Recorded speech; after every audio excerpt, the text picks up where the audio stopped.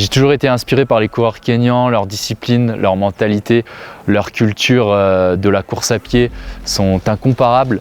Et moi, je voulais vraiment m'immerger dans cet environnement qui est unique au monde pour voir jusqu'où je pouvais aller en m'entraînant dans les mêmes conditions qu'eux. Mais également découvrir Iten, qui est une ville mythique au Kenya, le berceau de la course à pied, là où les plus grands coureurs s'entraînent, et bénéficier justement de ce beau cadre naturel avec l'altitude, les pistes cendrées, les footings aussi avec beaucoup de côtes. Voilà, bénéficier de ce bon cadre d'entraînement pour revenir meilleur du Kenya et essayer de battre mes records à mon retour en France.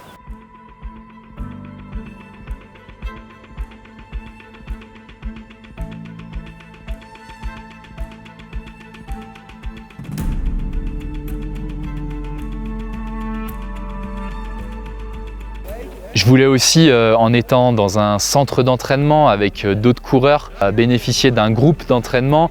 Voilà, je me suis beaucoup entraîné avec Maxime, Romain, Johan, Julien, et avoir des coureurs proches de son niveau, ça permet aussi de se dépasser, de plus s'entraîner et vraiment d'être plus motivé aussi à l'entraînement, pouvoir faire des séances en groupe. Et le dernier objectif de ce stage, c'était aussi de tester ma réponse à l'altitude. Et finalement, ça s'est très bien passé, donc je suis assez content. Et ça me permettra de mieux connaître mon corps, encore une fois, et d'envisager d'autres stages en altitude à l'avenir pour refaire cette expérience. Alors la journée commence très tôt, je me lève assez tôt, mon sommeil est un petit peu moins bon qu'en France, probablement à cause de l'altitude. Mais voilà, j'arrive quand même tout de même à faire des bonnes nuits, à bien récupérer. En général, je me lève vers 6h, 6h30. Ensuite, je vais prendre mon petit déjeuner. Et ensuite, je pars courir. C'est le premier entraînement de la journée, le matin, autour des 9h en général. Et le matin, c'est souvent le premier entraînement un peu plus intense. Donc, quand j'ai une journée où j'ai une séance, c'est souvent le matin que je vais la faire. Ou sinon, si c'est une journée de récupération, c'est plutôt un footing. Ensuite, après mon premier entraînement, je me repose. On attend le repas qui est à 12h20. Après manger, après le repas du midi, j'allais parfois dans mon lit pour me détendre. J'ai un peu du mal personnellement à faire la sieste. Il y en a beaucoup qui font la sieste sur place. Mais moi, c'était plutôt, j'allais dans mon lit, je dormais quelques minutes ou sinon, je me détendais tout simplement pour bien récupérer. Je regardais quelques vidéos YouTube où je me détendais tout simplement en début d'après-midi. Puis après l'après-midi, ça pouvait m'arriver de travailler, que ce soit pour mon boulot ou encore pour la création de contenu pour mes vidéos YouTube. Et puis à 16h, c'est l'heure du goûter, de la petite collation, donc on remange avant la session du soir. Et autour des 17h, 18h, c'est justement le deuxième entraînement de la journée. Donc souvent un footing beaucoup plus cool. Le soir, je cours souvent autour des 4,55 par kilomètre pour justement bien récupérer et commencer à envisager la journée du lendemain. Et enfin, après ce deuxième entraînement, je retourne au centre, je me repose encore, on attend le repas et après le repas, en général le soir on prend du bon temps, on discute bien tous ensemble puisque les repas c'est très convivial, on est tous entre stagiaires donc on est un peu comme une petite famille là-bas. Donc le repas c'est quelque chose qu'on attend avec impatience et c'est aussi un moment d'échange entre les entraînements. Mais moi personnellement autour de 21h, 22h maximum en général je dormais pour pouvoir être en forme le lendemain, quoi.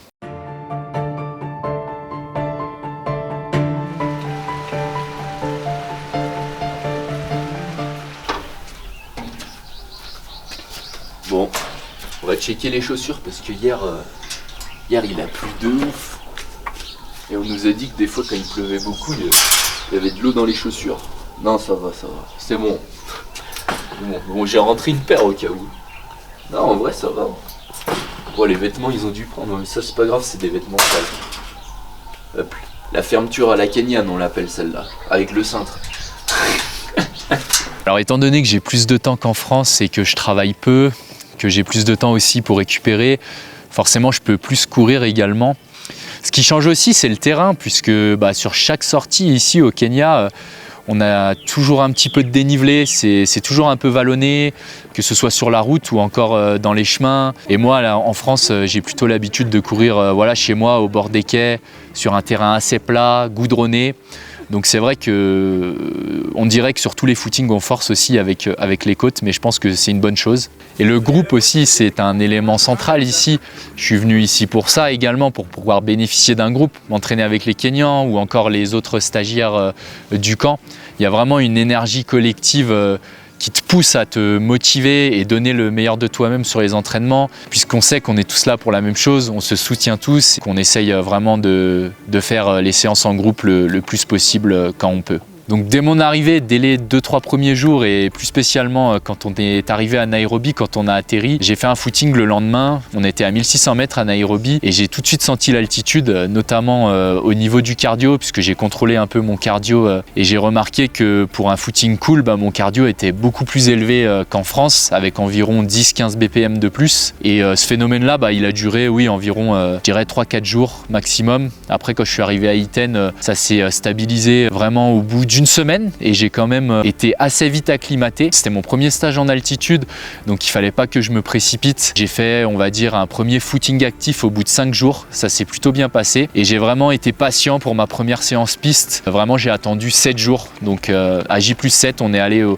stade Kipchoge à Eldoret et c'est là où j'ai réalisé 20 x 400 pour ma première séance en altitude et ça s'est très bien passé. Donc, voilà, au niveau de l'acclimatation et de la réaction de mon corps avec l'altitude, je suis quand même plutôt content, c'est plutôt positif puisque vraiment tout le stage s'est bien passé et les séances, j'ai senti quand même que j'étais en altitude, mais je pensais que ça allait être beaucoup plus difficile et finalement ça s'est très bien passé, donc c'est prometteur pour la suite et pour aussi l'avenir si je viens à revenir au Kenya ou dans d'autres endroits où je pourrais m'entraîner en altitude.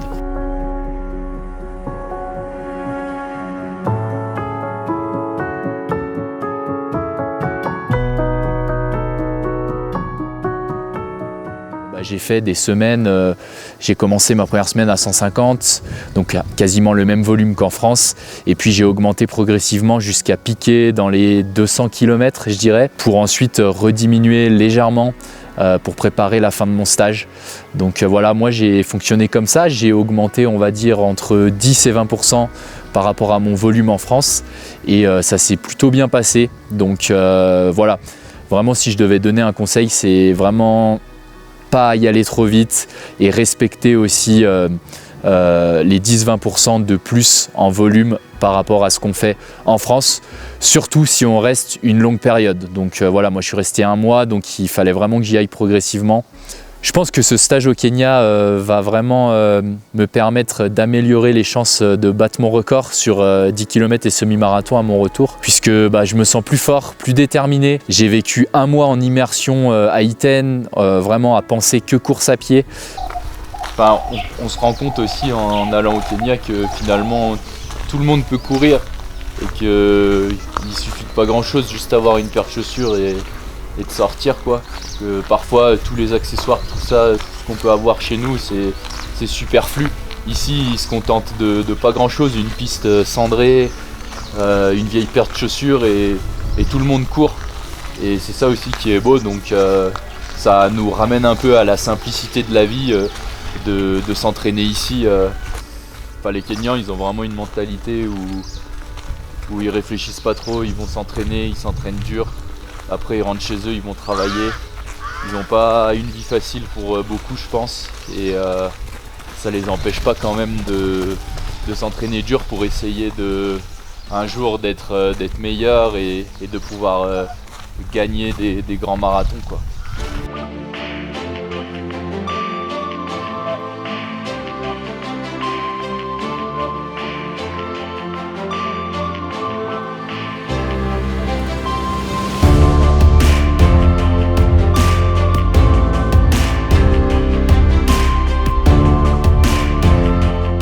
Même si je suis jamais sûr du résultat final, même si la course à pied c'est pas une science exacte et que peut-être que je battrai pas mes records en rentrant, je sais que j'ai fait le travail au Kenya, que j'ai acquis des nouvelles ressources physiques, des nouvelles compétences aussi et que j'ai vraiment amélioré mon endurance, ma vitesse, mon mental et tout ça, ça va m'aider à me rapprocher de mes objectifs. Si c'est pas cet hiver, ça sera peut-être plus tard dans l'année.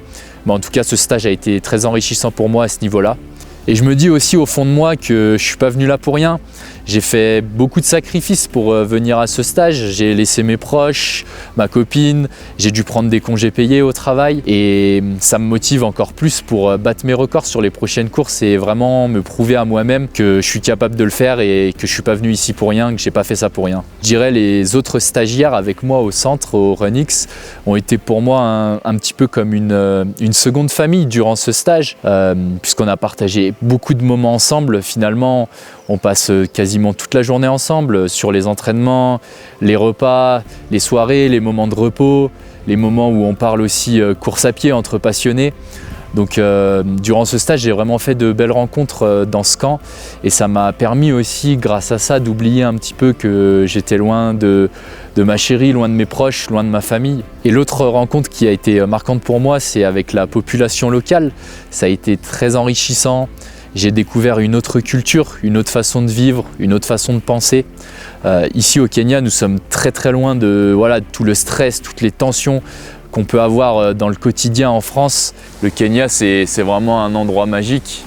J'ai vraiment beaucoup appris ici et je pense que je reviendrai l'année prochaine parce que le mélange de culture avec les Kenyans, l'amour pour la course à pied dans ce pays, c'est unique et on peut trouver ça vraiment qu'au Kenya. Ce sont vraiment des gens qui vivent très simplement, avec peu de moyens parfois, qui sont aussi très accueillants, très généreux. Franchement, à aucun moment à Iten, ici, je me suis senti en danger. Parfois, je me baladais tout seul, je faisais des footings tout seul. Et les gens te disent bonjour, sont vraiment très sympathiques. Et on voit que ici, c'est vraiment une culture, la course à pied. Et le nombre de fois où les petits sont venus me serrer la main, taper dans la main quand je faisais mon footing, ou ont couru quelques centaines de mètres avec moi, en étant très heureux. C'est vraiment fou de voir ça, qui vivent très simplement et qui sont heureux tout simplement de nous voir courir. Donc ça a vraiment été très enrichissant de mélanger notre culture avec aussi la culture des Kenyans qui est loin de ce qu'on peut voir finalement en France. Donc si je devais citer un meilleur souvenir de ce stage au Kenya, je pense quand même que ça serait le cross. Même si j'étais très stressé, très excité là, de courir avec tous ces Kenyans, loin de chez moi, avec vraiment une façon différente d'aborder une course comme je le fais en France, c'était quand même une expérience incroyable. Et puis ça m'a aussi remis à ma place, parce que on peut dire que je suis bon, quoi que ce soit. Là, quand tu te retrouves au milieu d'un cross au Kenya et que tu finis 250e sur 400, tu redescends un peu sur terre, comme on dit. Ici, le niveau, il est incroyable et pour moi, c'était vraiment une belle expérience et ça m'a appris beaucoup de choses aussi. Et à la fin, ils ont été très respectueux. Ils m'ont félicité de m'être aligné, félicité d'avoir fini pour certains devant eux. Et ça, je trouve que c'est vraiment top d'être accueilli comme ça à Iten et d'avoir pu courir avec eux sur une compétition ici à Iten. Ça serait vraiment un des meilleurs souvenirs que j'ai du Kenya. Au-delà de la course à pied, cette expérience m'a appris l'humilité, la patience et la valeur du travail en groupe. Elle m'a fait réaliser que la course à pied, c'était pas juste un sport individuel comme on peut le croire. C'est vraiment une aventure humaine où chaque rencontre, chaque défi peut te rendre plus fort. Et là, je repars du Kenya avec un profond respect pour ce pays, pour ses habitants et vraiment une motivation qui est renouvelée pour la suite de mon aventure en tant que coureur, quoi. Franchement, si vous en avez l'opportunité, moi je vous dirais de foncer. C'est vraiment une expérience unique et vous en reviendrez transformé, ça c'est certain. Ça sera sûrement dur, ça vous demandera aussi sûrement de sortir de votre zone de confort, de faire des sacrifices comme je l'ai fait. Mais les enseignements que vous allez en tirer seront vraiment immenses et bénéfiques, je pense. Le Kenya, c'est une terre d'athlètes, c'est une terre de passionnés, ça respire la course à pied et c'est aussi une terre de rêveurs puisque moi je me suis toujours aussi considéré comme un rêveur. J'ai commencé la course à pied il y a 10 ans, j'ai couru mon premier 10 km en 45 minutes et jamais je me serais dit que 10 ans après je serais au Kenya en train de préparer une course pour courir sous les 29 minutes au 10 km et également tenter de courir sous les 1,4 au semi-marathon. Donc venir au Kenya ça a été aussi pour moi aller à la poursuite poursuite de mes rêves, que ce soit m'entraîner en immersion avec les Kenyans dans ce magnifique lieu ou encore aller à la poursuite de mes rêves en termes de chrono, puisque j'espère vraiment réaliser ces objectifs en rentrant. En tout cas, je donnerai vraiment tout pour y arriver. C'est maintenant l'heure pour moi de rentrer en France. Je repars d'ici avec un enseignement, une expérience humaine comme sportive, et je sais que je rentrerai plus fort. Donc merci au Kenya, je reviendrai.